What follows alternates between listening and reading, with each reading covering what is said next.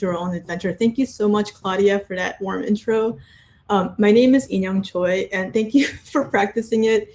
If anyone feels nervous about saying my name, I'll give you a pro tip that I did not write down. It rhymes with wee young boy. So Ei-Nyung Choi. And my pronouns are she and her. I am so excited for this talk and that you are here to join me. Today, I'll dive into some of the highs and very lows of being a manager or a high-level IC, and what skills you need to develop for both. And Claudia, our moderator, is going to help field questions at the end of this talk. So please, you're welcome to write your questions, just as Claudia said, in the chat, and we will try to answer as many as we can at the end. So a little bit about me as an intro. What makes me think I can talk to you about any of this? I'm an MIT grad with 23 years of technical experience. I'm currently a staff engineer at Slack. I'm a startup veteran with 4 exits. I'm experienced in enterprise, social, mobile games, and more. I've been this is the most relevant part, an IC, an engineering manager, and a technical co-founder of my own startup. But just to be a little vulnerable, this is or was also me. I'm a first-gen college student from a poor immigrant family. Oh, IC is individual contributor. So when you're an engineer and you are not a manager of other people, and the work is about the code that you're writing, the features you're shipping. Thank you for asking. So I was not a comp sci major. So everything I've learned in the job. I was a painfully introverted new grad, and here I am giving a talk. And I was a person, and still am a person, who still struggles with imposter syndrome with every new project. And a failed startup founder. Ooh, that hurts to say. So I never wanted to be a manager. I always said no to the multiple people who had asked me, until I did want to be a manager. I never wanted to take the risk of founding my own company, until I did. And I never wanted to work for someone else again as an individual contributor once I had done my startup, until I did. So look at this amazing code. So simple, right? So there's no hidden bugs, no side effects, completely haven't forgotten any conditions to check for, right? And what are these functions even doing? What edge cases am I missing? What exceptions will be thrown? So it really isn't that simple. And if it was that simple, none of you would be here right now listening to me talk about this. So about the title, Choose Your Own Adventure. I had a very specific reason I called this Choose Your Own Adventure. So have any of you read this kind of book or played a game where you had to make choices? So great.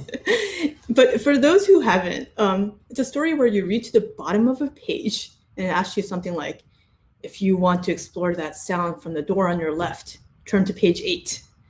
If you want to keep going forward in the dark tunnel, turn to page 57. You don't know what will happen in that story until you turn to that page. And sometimes, I love that everyone read these things. It's the right choice. And sometimes a monster will come out and eat your face. So I'm not saying, oh yes, Black Mirror, that if you decide to go into management, that a monster will come out and eat your face. But I am saying that you have choices.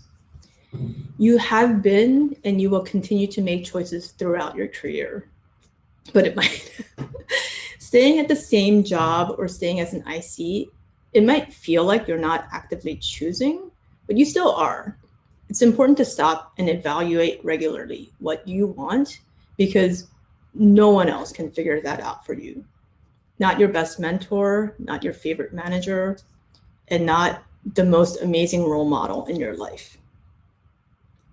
So your path is not linear. You're not just going to be turning from page to page, getting that progressive promotion, because it doesn't go forever, right?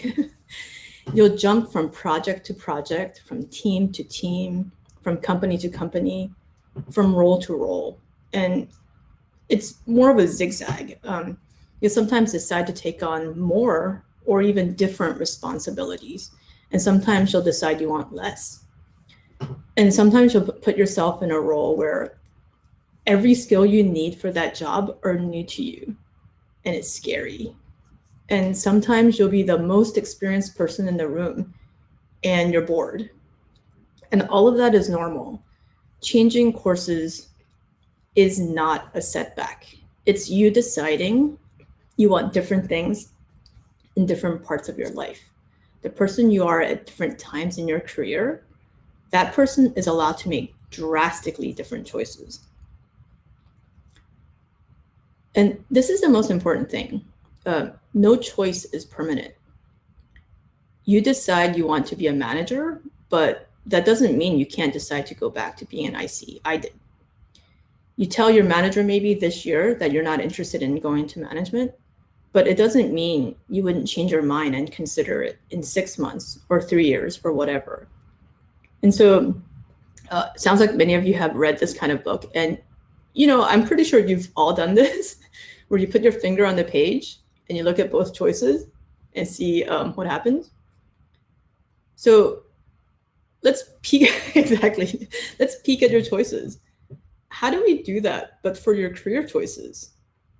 How do we look at the next pages to see what the right decision is? And let's be clear, in your career, you don't really know, there's no clear right decision. So this might be a really obvious thing to a lot of people, but really talk to managers talk to managers that you respect in particular. And this could include your current manager, but really reach out to different people in your networks. Talk to as many as you can. Ask them things like, I'll have a list of these questions at the end in the slides, so you don't have to try to capture them right now. But what made you switch into management? What's the best, but also critically important, what's the worst part of your job? And what skills were your weakest when you switched? Because they may have been as ready as they could be to become a manager when they switched, but they were still going to be a junior or a baby manager when they switched over. They had to start from scratch. So knowing that insight is going to help you figure out what you need to work on if you want to make the switch. What skills are they working on right now? So you might admire them. You might see how skilled and experienced they are, but they're working on something, and getting that insight will be useful. Would you ever switch back to an IC role? Do you regret anything about switching into management? Do you miss anything about being an IC? Ask as many questions as you can and ask as many people as you can. And again, this might also be fairly obvious. Talk to higher level ICs. If you are the highest leveled IC engineer in your company or in your team, you have to reach out to people outside of your networks at this conference potentially, right? Talk to them about what their job looks like on a day-to-day basis. Have they ever considered switching to management? And why do they stay on the engineering track? What's the best and worst parts of their job? What gets harder and what gets easier as you level up? What skills are they working on right now? And what would make them switch into a management role right now? And something else you can do is, without actually making the switch into management, you can go for a test run. And what I mean is that, yes, people are not going to just let you take on the title of manager for 3 months. But what you can do is you can test out different areas of management, like having one-on-one impact. You can always, as a regular engineer, just as a regular person, mentor and help others grow. You can experiment with increasing your company impact. You can get involved in recruiting, hiring, onboarding. Any of these things, people are so often grateful to have volunteers to help with that. And you can see what that aspect of engineering leadership looks like. You can try to increase your team impact. You can shadow your manager or tech lead, and then, ask if you could sub in for them when they're on PTO, when they're in those rooms making those decisions, see if you can represent the team. You can introduce or be a part of the processes. You can run retros, you can run the Scrum board, you can run the Agile ceremonies, or you can introduce them to your team based on things you had learned outside the team. You can ask to help get involved in strategy. Ask them what's coming up in the roadmap. Ask them how many resources they'll need. Just sort of see if you enjoy these different multifaceted parts of management without getting that title change yet. See if you even like it. Maybe you don't. And reflect on yourself. What do you love about what you're doing right now? Is it the code part? Is it solving problems with other people? Is it shipping products? Be very specific about what you love right now and how you can feed that love in your next steps. What do you dislike about what you're doing now? Do you hate meetings? Because managers have more meetings. But maybe you just like poorly run meetings. So really dig deep about what you dislike about what you're doing right now and what could be better. Those managers that you talk to in my prior tip, you should figure out why you respect them, why you admire them, what qualities, what scenarios, what experiences about them you admire. And really dig into your experiences with the worst manager you've ever had. It can be easy to say, oh, that person was a jerk. That person didn't listen. But really think about the qualities that made them a bad manager for you, and think about what you would have to do to avoid those pitfalls. And the same exercise with higher level ICs. There's some great ones you've worked with, and there's some terrible ones you've worked with. And think about the specific qualities and how you could grow in your future to be the best version of that and not the worst version of that. So, but there's still stuff you can't kind of test drive, you can't peek at, you can't really understand until you're there. So there's some stuff that you're probably aware of from blogs, from talks, and they're pretty global requirements for line managers. And I'm going to cover more of the manager path because that's what I assume people are less familiar with, and there are probably more individual contributors in the room. So there's logistical stuff. This is kind of neutral. It's not necessarily great. It's not necessarily bad, but you're not going to be coding unless it's a very, very small startup and it's all hands on deck. So if you feel like you still love coding and you still want to be a better technician, you might want to wait a little bit before you become a manager. Weekly one-on-ones is table stakes, or bi-weekly, depending on how your team operates. Your responsibilities are to your direct reports, and you cannot help them to be their best engineering selves without regular check-ins with the people who work for you. Performance reviews and compensation planning. Definitely a part of the job. If they don't have it at the companies that you work at, where you become a manager, you should bring them into the process. These are just things you have to do. Recruiting, interviewing, onboarding, be involved in strategy. Be involved in and leading on how your team executes and works with processes. Like, you might be an agile shop, you might not be, but there's bad stuff. There's layoffs. You might have been through them as an engineer, and it's terrible. It might not feel like it's as bad for the manager, but you have a team you're close to, and you have to cut some people, and it's terrible. There's dealing with interpersonal and team conflicts. There's dealing with HR violations. There's dealing with politics. And here I'm going to pause to tell you a little story.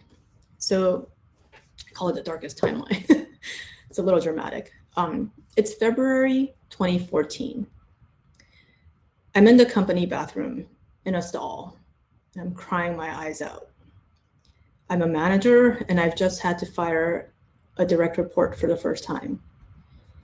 And I want to be clear, this was a clear-cut case where he needed to be fired. He was extremely aggressive to other teammates. People would often call in sick when they had to work with him. More than one person had cried at the office after an interaction with him. It was his first job after college and his technical skills were very rough, but he had the ego of a much more experienced person. Not that it's okay with experienced people. He spoke to people derisively by default. He would raise his voice, use expletives.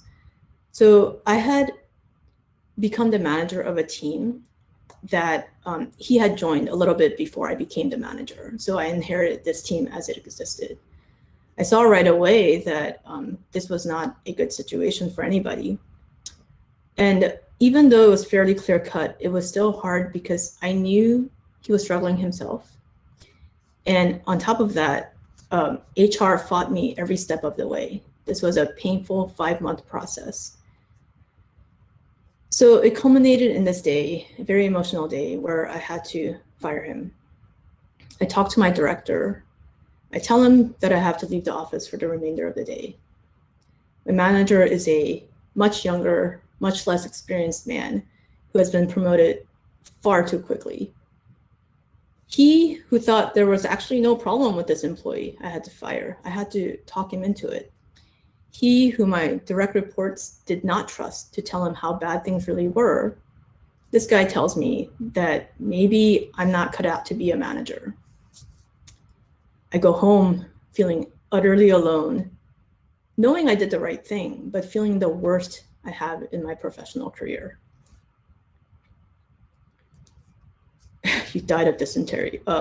Did anyone play Oregon Trail? Am I the only old person? So, yeah. So for people who don't know, it was a old school PC game. And basically everything you did led you to dying of dysentery. So I'm mixing my metaphors a little bit, but it really felt like this is what happened. So a few months later, I left that job. My journey was over, and I was like, I guess this isn't it. Or so it felt like at the time. So this was the bad stuff. This is when circumstance and things just did not work out. But let me get to the great stuff, because there's great stuff. So beyond encouraging people, you can actually sponsor people, especially women of color, especially LGBTQIA+ folks, especially folks who are impacted by disabilities, and especially other deeply marginalized and underrepresented folks for big projects that have high visibility and impact. The difference between sponsorship and mentorship is actual opportunity. You get to make the final call for who you hire. There will be a lot of pressures on you to hire quickly to get projects out the door. But ultimately, you can control the balance of your team. You can hire a truly diverse team. You can put people up for promotions who are less likely to ask you for promotion. You can make sure historically underleveled folks are leveled properly. There is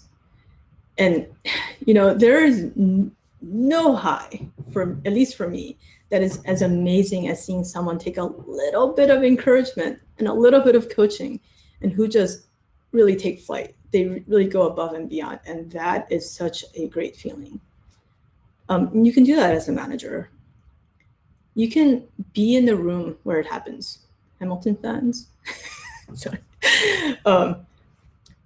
You change the room by being in it, but you have to get into the rooms where there is power. And as a manager, you have a higher probability of getting into the rooms with power than as an engineering, as a regular engineer. And when you get into the rooms with power, you also get to change it. You can change how others get into the rooms. So let me stop here for a different kind of story, a better story. With her explicit permission, I'm going to read verbatim what my friend, who's an engineering manager, name is Julie Kang, what she wrote a few weeks ago. Because there was literally no one else to do it, I was given the opportunity to build out 3 teams. I hired my boss, my peer managers, all the ICs. I screened for values, collaboration skills, and mindset, and desire. Technical merit took a passenger seat. I wasn't really forthcoming about that algorithm. If asked, of course I would tell them, but they were seriously too busy and didn't think to ask. But I knew in my bones this experiment wouldn't fail. So much technical hiring unnecessarily weeds out the already marginalized. I wanted the marginalized and made sure they knew that I wanted them. After onboarding, the final exam was, what kind of engineer were we looking for? Do you see how you fit that vision? And if you ever forget, how can we remind you? Enough time has passed for the newer teams to start gelling. Mine, I'm being Julie still, had been established for a while, and holy shit, it's glorious. Rumor has it that my team is the most effective product dev team in the company, but I am not sure how one assesses that. 0 attrition for 1.5 years. Everyone loves to work with our devs, and more people are now reaching out to us to see how they can join or build teams like this. I can't wait to tell them. The moral is, if you want to keep the status quo, never, ever, ever give power to a downtrodden Scorpio who is a living intersection of marginalization and has big imagination. Moral 2, there is no viable excuse for a non-diverse, non-inclusive, non-equitable engineering team. So that's the end of Julie, what she wrote. I am so honored and privileged to have a friend like her who is unafraid to do what is right. And she is kicking butt. She's a manager at MailChimp. I'm sure she would love to hear from you. Tell her I sent you. And I've got another story for you. I got to live a version of Julie's story as the engineer in a team like that. I want to tell you about the best director I've ever had. This is Arquay Harris, amazing person. Before I first met her in person, I wasn't sure if I wanted to accept the offer to work in her team. I also wanted to take several months off before starting work because I just needed a break. But within the first 5 minutes of meeting her, in my head, I was like, oh my God, can I start working with you like right now? I don't want to go home. So I had come in to talk to her about my offer. I felt like it was actually lower than my worth, and I was there to negotiate. And just, this is not in my presentation, but just like the keynote speaker said, always negotiate, always. I wanted to feel out my future boss in person. And at the time, I had folded my startup and I was wary of my next boss. I was thinking to myself, if I can't work for myself, I wanted to make damn sure my boss was going to be amazing. And she was amazing. So what made her amazing? So as I mentioned, one of the reasons I came in to see her was to negotiate my offer. I had done a lot of research, like on websites like Indeed, Salary, PayScale, Glassdoor, whatever I could find. I spent hours doing research.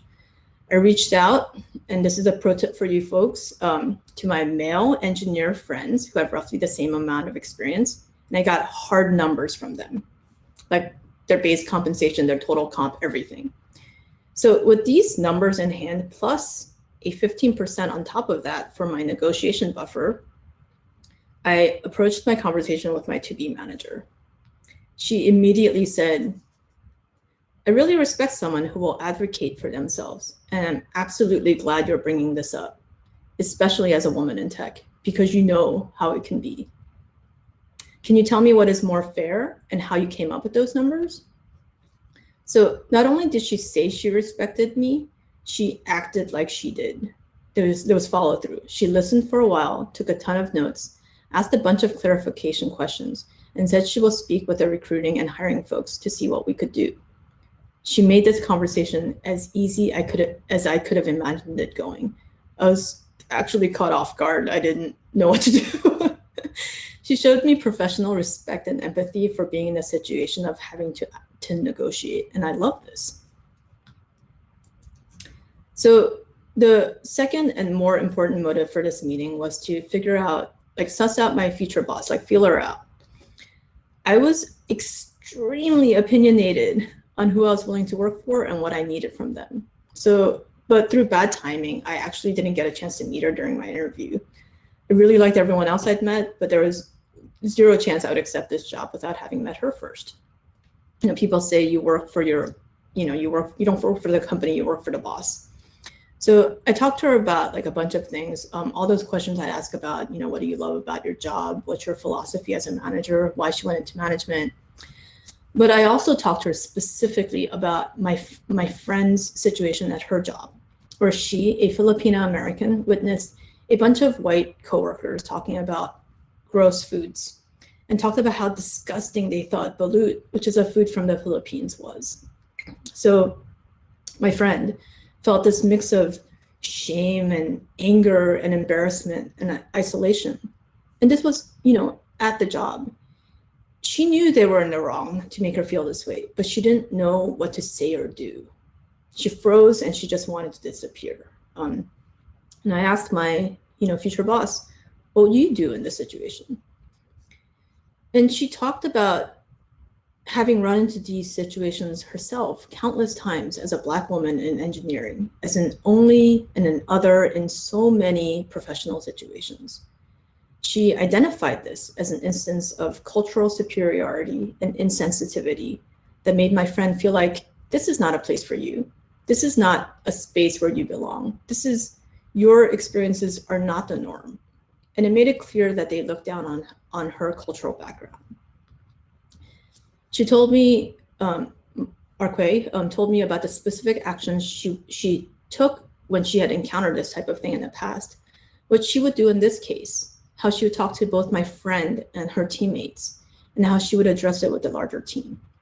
So my to-be boss, she had the vocabulary, she had the experience, she had the empathy, and an actual plan to deal with these situations, and didn't give excuses about intentions.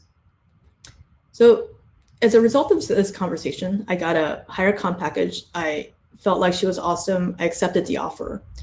And when I showed up to work a couple of months later, I found that she was all I had hoped for and more.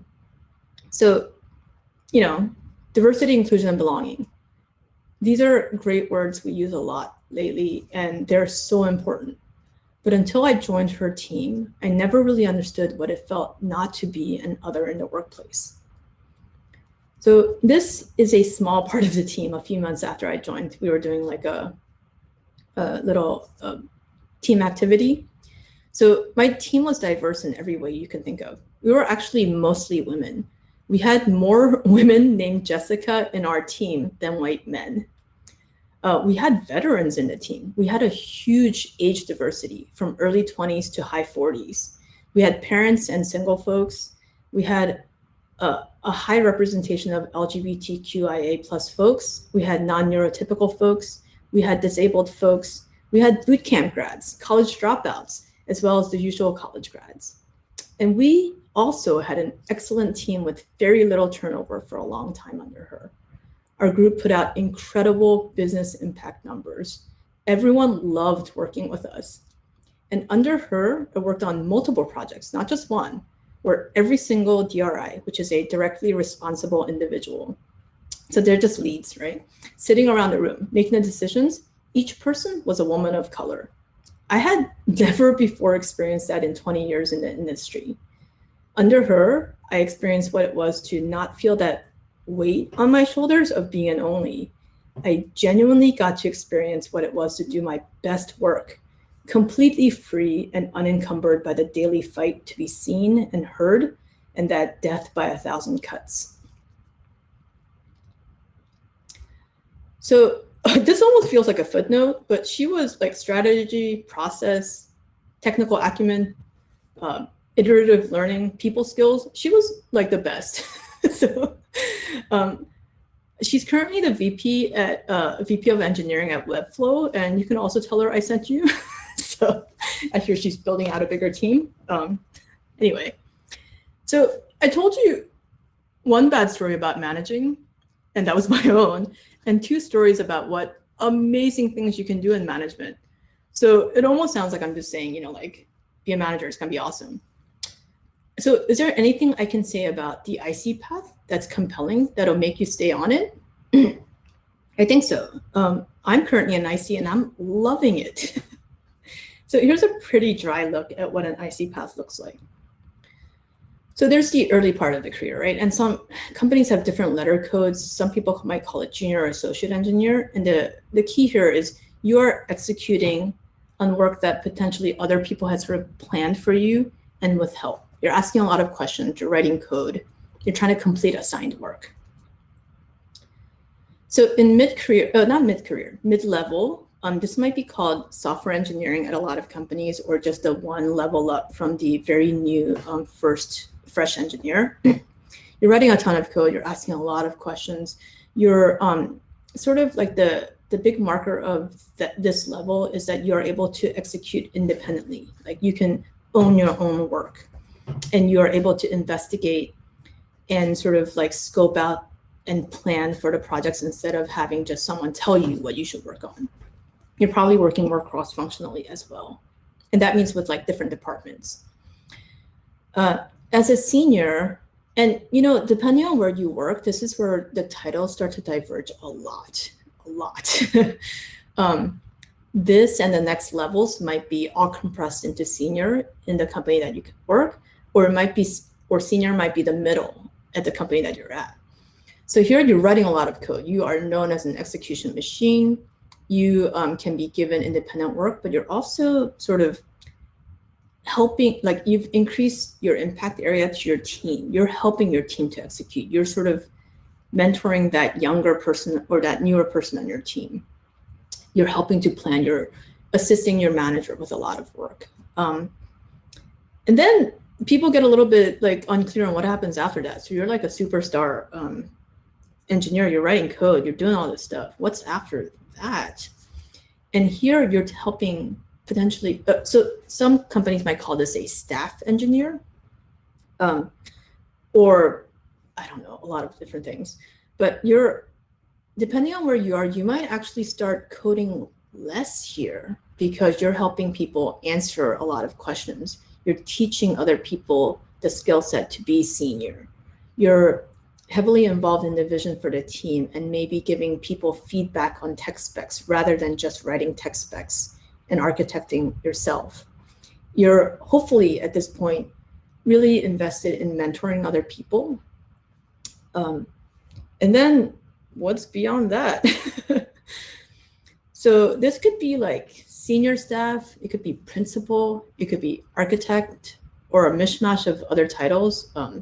There was like one company where they said it was distinguished member of the technical staff. So this is like pretty high up in the engineering ladder. And your impact area has now increased to helping multiple teams within your company find direction and to sort of, you're not necessarily writing all the architecture. You're not necessarily, again, doing the text, writing the tech specs. You are helping them find direction and how to execute that themselves. In my company, specifically at Slack, they compare people who are at senior staff and principal levels as being on par in their technical and people impact with a director. And a director is considered above line manager generally. So it's story time again. I returned to being an individual contributor. It's spring 2017. I've had to shut down my startup a couple months ago with my spouse, who was my co-founder. I've had to let people go, people I care about, people who worked alongside me on things we really, really believed in. I had to shut down a company that was the culmination of a dream that I never even knew I had in my heart. I lost my own money, the money of people who truly believed in us, and I had to look all of them in the eye. And I had to look myself in the eyes. I didn't make the right decisions. I did my best, but my best resulted in objective failure. It affected the livelihood of my team. And on the personal side, my father-in-law had been in a debilitating, life-threatening car accident not too long before that. And we were trying to figure out how to help him through this medical crisis. My dog, who had been with us most of my adult life, passed away that month. And, I have kids, they can see me and they can see that I'm doing my best, but I'm this shell of a person. I had to climb out of this. And I was lucky enough that we had some financial cushion to recover a little bit before I had to find a new job. But I had to find a new job. And as a software engineer in the couple, I had a much higher chance of quickly finding a new job than my spouse, who was a game designer. The pressure was on me. I was applying to both IC and management roles. And ultimately, I decided to go with the IC route. And I'll be really honest here. It felt kind of like I was eating humble pie. After being a manager, after being a founder, a founder was still writing code every day, but, returning to IC, like I knew a lot of people who had changed from management to individual contributor. But when it happened to me, I felt this sense of wounded pride about it. But nonetheless, I decided to double down on it. Why? I was tired. I felt like I could barely be responsible enough for myself and my family. How could I take on the responsibility of other people's careers who would rely on me? How could I be responsible for product and strategy decisions at a time when I felt like I couldn't trust any of my decisions? So I made that decision to return to being an IC 4 years ago. And I knew at the time, this was not a decision I made out of joy of returning to something I liked, but out of fear and fatigue. And, this is how you make the best decisions, right? Fear and fatigue. I was really worried about how this would pan out. So turned out it was glorious. I loved it. It was great. Let me tell you, 4 years after that decision, for me, this was a great decision. Short term, I gained my confidence. I was going to say how Stella got her groove back, if anyone knows that movie. But I knew how to write code. I rediscovered that I can execute, I can collaborate, I can facilitate, I can get things done. I could lean on my known strengths and skills I had built over the years. In many ways, it felt like a vacation. I shipped huge business impacting projects. I worked with great people. I shipped a project that even my mom was proud of, which, I know.